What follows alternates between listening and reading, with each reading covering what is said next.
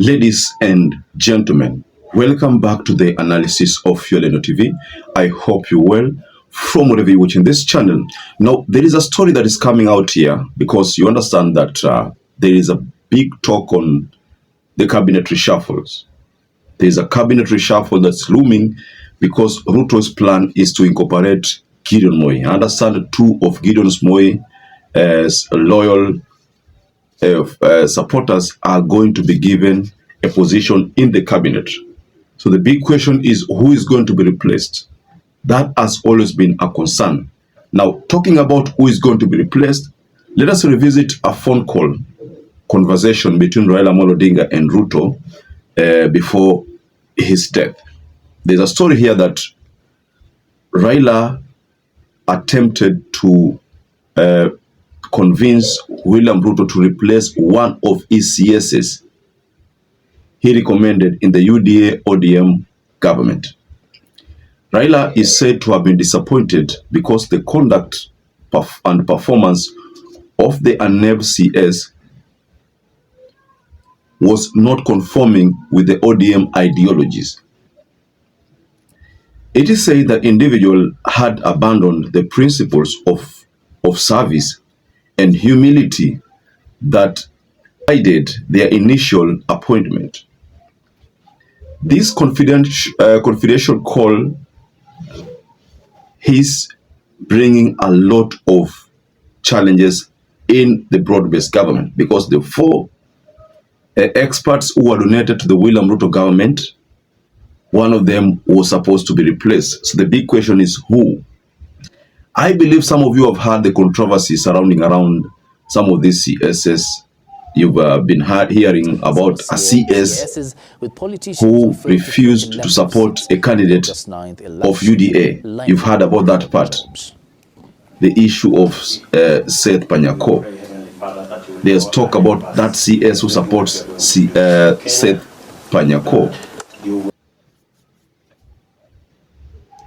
According to the details again, we are told that during the call, Raila hinted that he had already raised concerns with senior State House officials and wanted the president to consider a replacement who ensures integrity, loyalty, and a commitment to public service.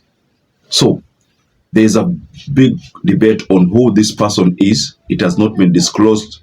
Is it Joe? Is it Oparanya? Is it Wandai? Now, all this is coming out at a time when Ruto is thinking of accommodating Gideon Moi's men. I understand that Gideon Moi has been allocated 2 slots. Sasa tuwe na formal engagement kati ya KANU, si ndio? Ili KANU sasa iwe part of the government of Kenya. This is not about individuals. This is not about personalities.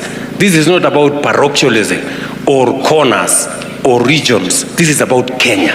Also know that the law has barred the government from creating more positions. So if the government cannot create more positions, then how or where will these 2 slots come from?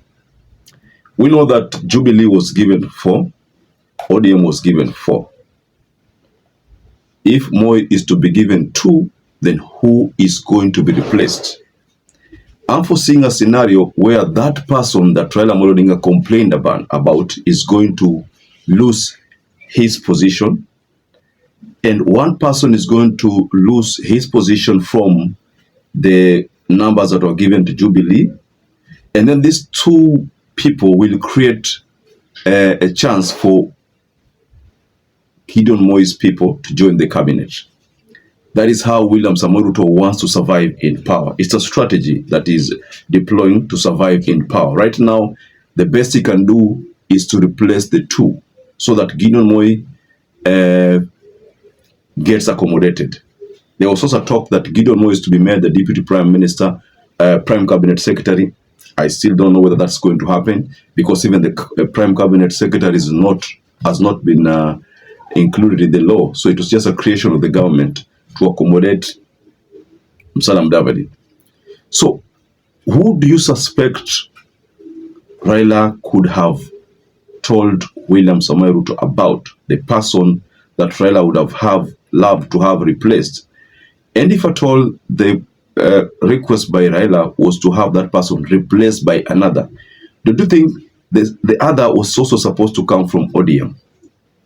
I do not think if Raila Odinga raised this concern, the move maybe was to try to get to remove one of his person to replace with Gideon Moi's person. I don't think that was the case, because even if you look at KANU, the numbers of parliament for KANU ziko chini sana, but the numbers of parliament for ODM ziko juu sana. So there was no way KANU would have received almost half of what ODM received, 2, alafu ODM back in a 3, and I don't think that was going to work.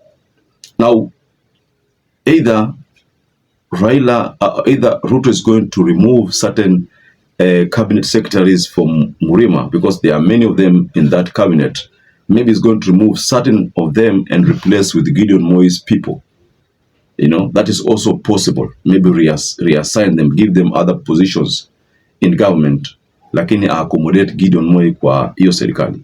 So this Raila Amolo Odinga's confidential call on William Ruto to replace the CS. Who do you suspect this CS could have been?